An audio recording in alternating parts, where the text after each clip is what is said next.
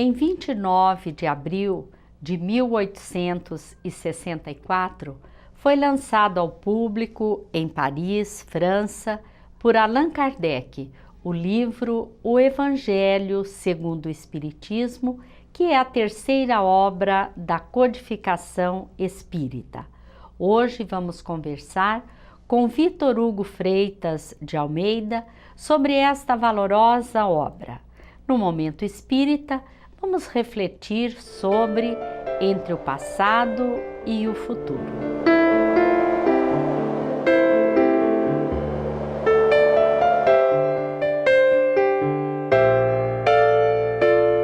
Em 9 de agosto de 1863, Allan Kardec, o codificador da doutrina espírita, recebeu uma comunicação dos seus guias sobre a elaboração do Evangelho segundo o Espiritismo, que dizia: esse livro de doutrina terá influência considerável, porque explana questões de interesse capital.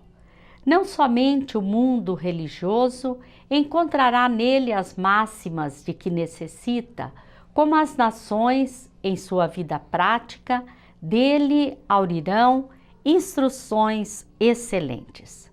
Esta comunicação, que se encontra no livro Obras Póstumas, revela-nos a importância fundamental desta obra na codificação kardeciana.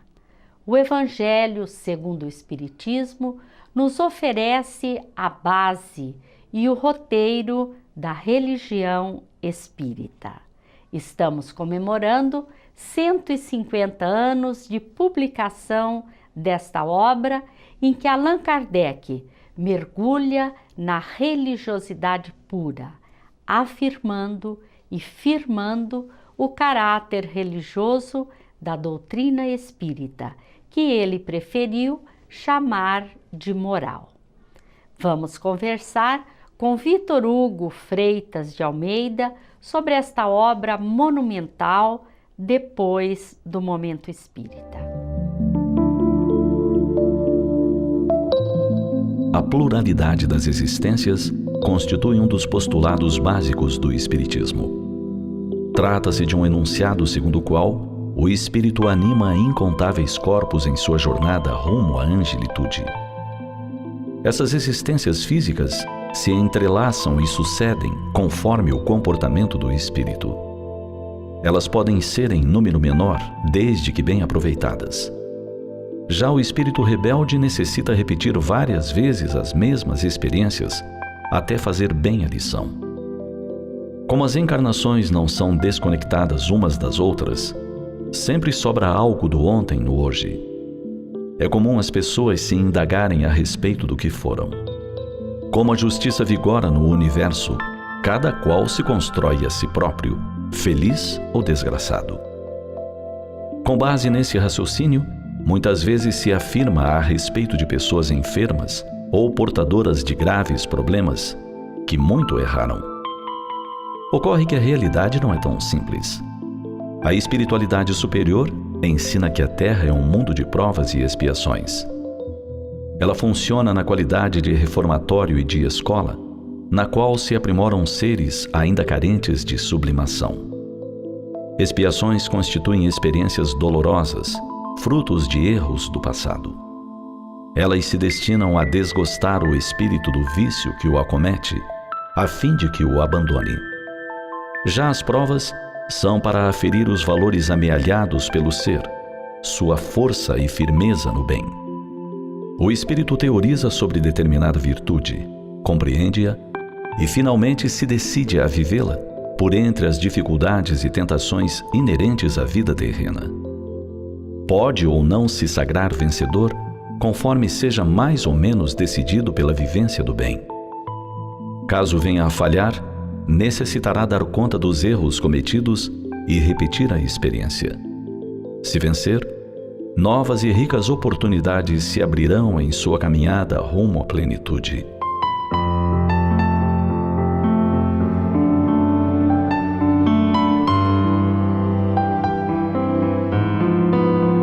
Bem se vê que os dramas e os suores da vida não se relacionam sempre com o ontem. Podem ser resultado de equívocos a reclamar corrigenda. Mas, frequentemente, são uma aposta no futuro, um teste de admissão para experiências compensadoras.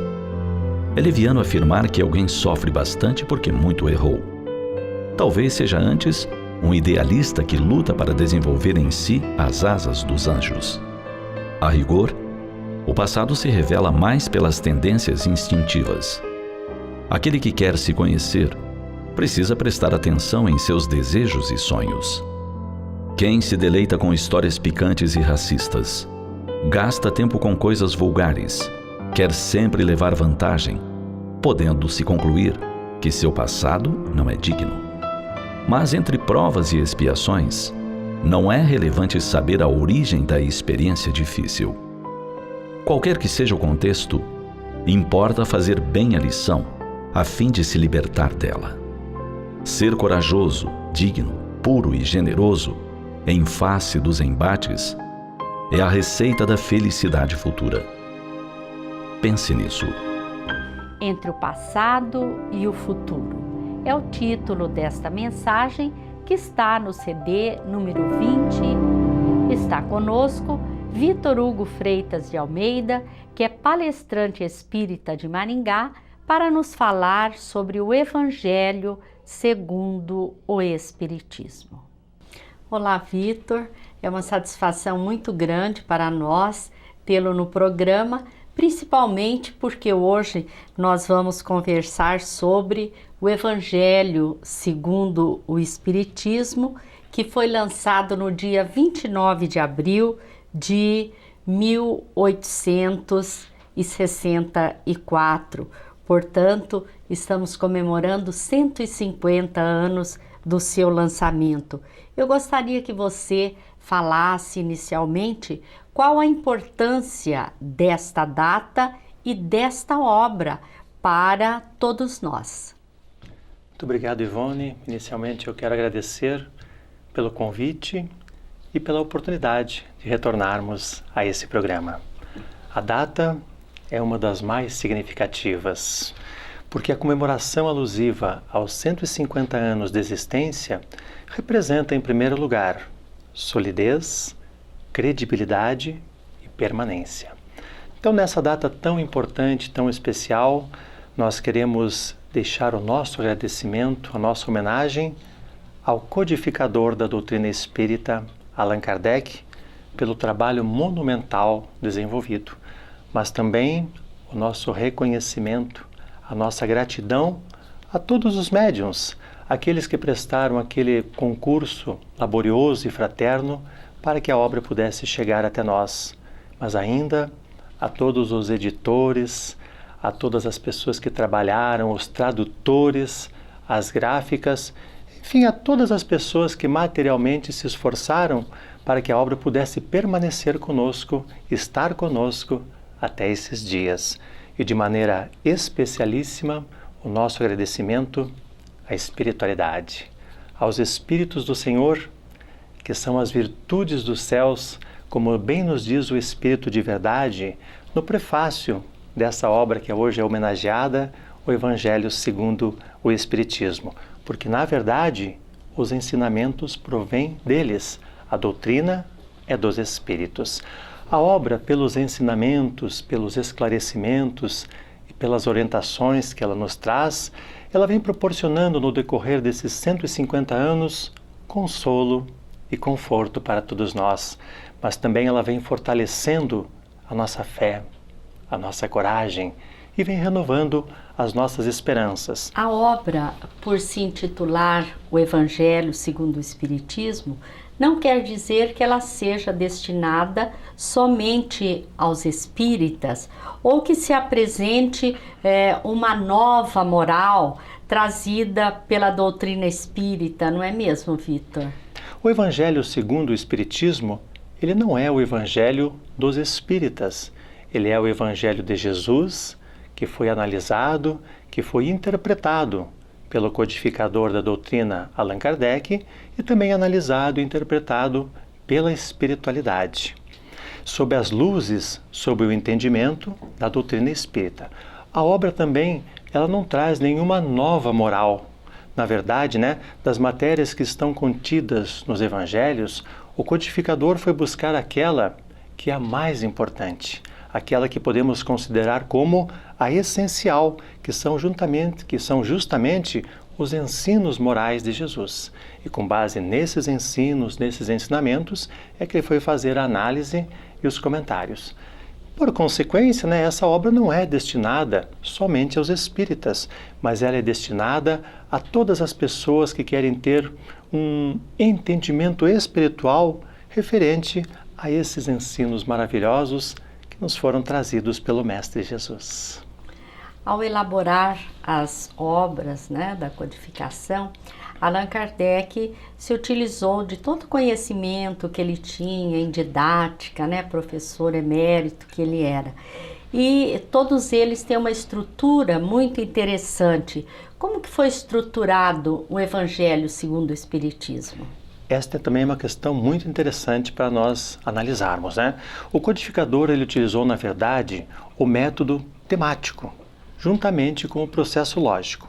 Então, quando dizemos assim no método temático, ele fez praticamente um estudo temático de todos os temas do Novo Testamento, mas em especial dos textos evangélicos. Então, ele escolhia um determinado assunto, um determinado tema e selecionava todos os capítulos, todos os versículos referentes àquele tema, para que se formasse então uma visão mais ampla, mais sistêmica daquele assunto que estava sendo abordado.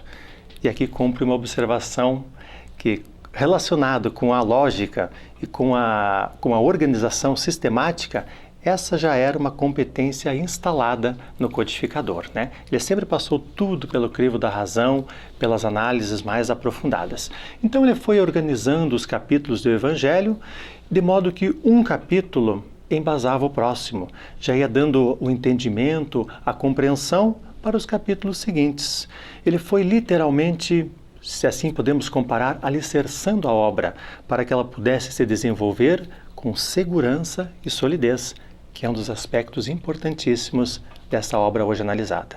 A estrutura dos capítulos, ela obedece uma ordem que vem numa certa sequência, Então ela foi organizada de uma forma geral, da seguinte ordem. Primeiro cada capítulo inicia com a transcrição dos textos evangélicos. Então o codificador vai citar o texto, ou os textos, ou então as referências daquele assunto, dos evangelistas que registraram o fato ou a situação. Na sequência são apresentados os comentários do codificador Allan Kardec.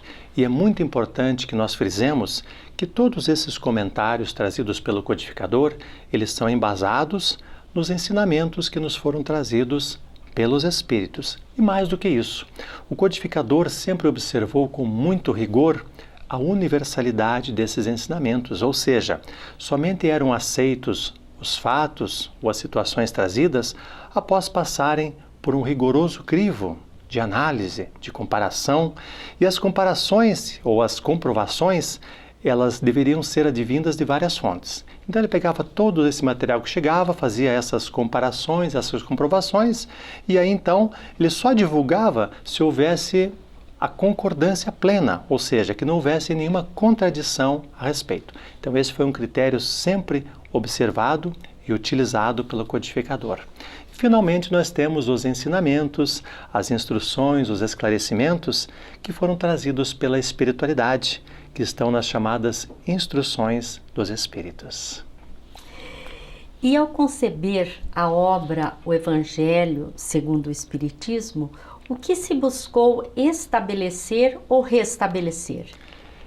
A concepção da obra O Evangelho segundo o Espiritismo, ela objetivou restabelecer o verdadeiro sentido das coisas. Para que nós possamos entender então essa concepção, nós precisamos antes analisar o texto evangélico segundo a narrativa do evangelista João, no capítulo 16, versículos 12 e 13. Então, segundo a narrativa, é dito que Jesus então dizia para os discípulos que eu ainda tenho muitas coisas para vos dizer, mas vós ainda não estáis preparados para suportá-las. Com isso, Jesus quis dizer que ele não pôde falar tudo ao seu tempo. Não havia ainda o entendimento necessário para a devida compreensão. Mas Jesus, porém, falou que no momento certo, no momento oportuno, aqueles ensinamentos seriam tratados, todos eles, adequadamente. Se nós analisarmos o prefácio do Evangelho segundo o Espiritismo, tem uma mensagem belíssima que foi trazida pelo Espírito de verdade. Então, em determinado parágrafo, ele vai dizer que eu vos digo em verdade que passados os tempos em que todas as coisas hão de ser restabelecidas no seu verdadeiro sentido, para dissipar as trevas, confundir os orgulhosos e glorificar os justos. Palavras textuais do Espírito de verdade, né?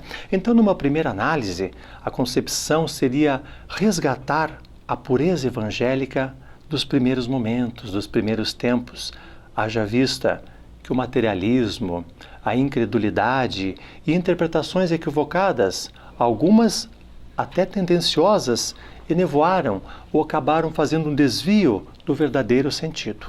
Então, a primeira concepção, numa primeira análise, foi resgatar essa pureza evangélica dos primeiros tempos, dos primeiros momentos. Mas nós entendemos que a concepção principal foi trazer novas luzes, novos entendimentos, para que nós possamos ter uma compreensão ampliada desta que foi a maior mensagem que a humanidade recebeu e que nos foi trazida pelo Mestre Jesus. Então, quais seriam esses novos entendimentos que nós estaríamos recebendo?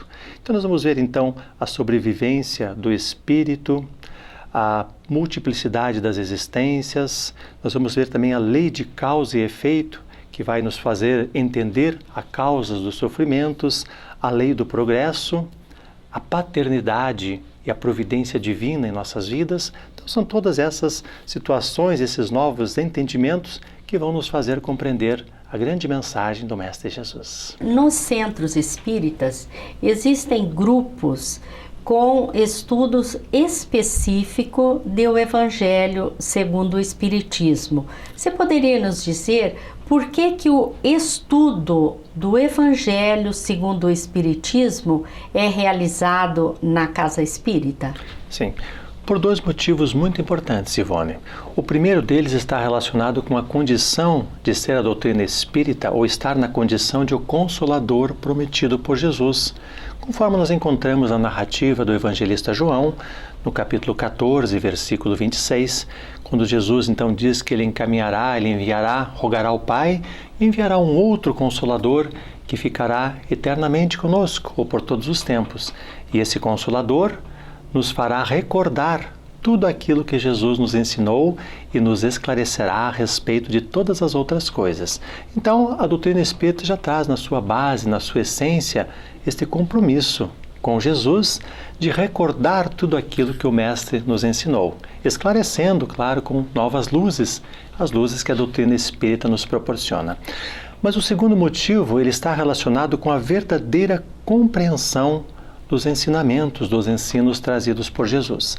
Então, na obra O Evangelho segundo o Espiritismo, na introdução, o codificador vai registrar que muita gente admira a moral evangélica, que muitos proclamam a necessidade e a sublimidade desses ensinamentos, mas que, na verdade, muito poucos conhecem a moral evangélica a fundo, e menos ainda são aqueles que compreendem e sabem deduzir as consequências. Ou seja, na vivência, na prática, os nossos atos, todos eles vão ter nossos atos correspondem a outras situações, a responsabilizações.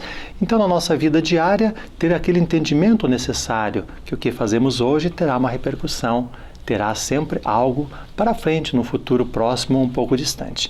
Então, o codificador estabelece que, na verdade, a moral evangélica, ela é, na verdade, uma regra de proceder para todas as circunstâncias da nossa vida, seja a vida particular, seja a vida pública. Ou seja, essa regra vale para qualquer lugar que nós estivermos, com quem estivermos e o que estivermos fazendo, é uma regra sempre de proceder para todos nós. Ela também é um princípio básico de todas as relações, baseadas no respeito e na justiça. Isso é muito importante. E ela também acaba sendo um roteiro infalível para a felicidade futura. O Livro dos Espíritos, que é a obra básica do Espiritismo, cuja publicação deu início ao Espiritismo, é dividido em 4 partes, né? Sim. E ele deu origem às outras obras básicas do Espiritismo. Você poderia nos falar sobre a qual parte do Livro dos Espíritos corresponde o Evangelho segundo o Espiritismo? O Evangelho segundo o Espiritismo é um desdobramento da parte terceira do Livro dos Espíritos, que trata das leis morais, né? Então essa obra ela está dividida em 28 capítulos. Na verdade seriam 27 capítulos e mais o 28º, que seria uma coletânea das preces espíritas. E é muito interessante que nesses 27 capítulos da obra, todos eles estão relacionados então com esses ensinamentos morais do Cristo. Também tem um outro aspecto bastante interessante, que dentro desses 27 capítulos, 13 deles estão relacionados com o Sermão da Montanha, os ensinamentos que foram trazidos por Jesus quando ele pronunciou o Sermão da Montanha. Até abrindo um rápido parênteses aqui, né? O Sermão da Montanha foi algo realmente extraordinário dentro da mensagem trazida por Jesus. O próprio Gandhi chegou a dizer que se todas as obras do mundo se perdessem, as obras sacras ou sagradas, mas restasse somente o Sermão da Montanha, nada estaria perdido.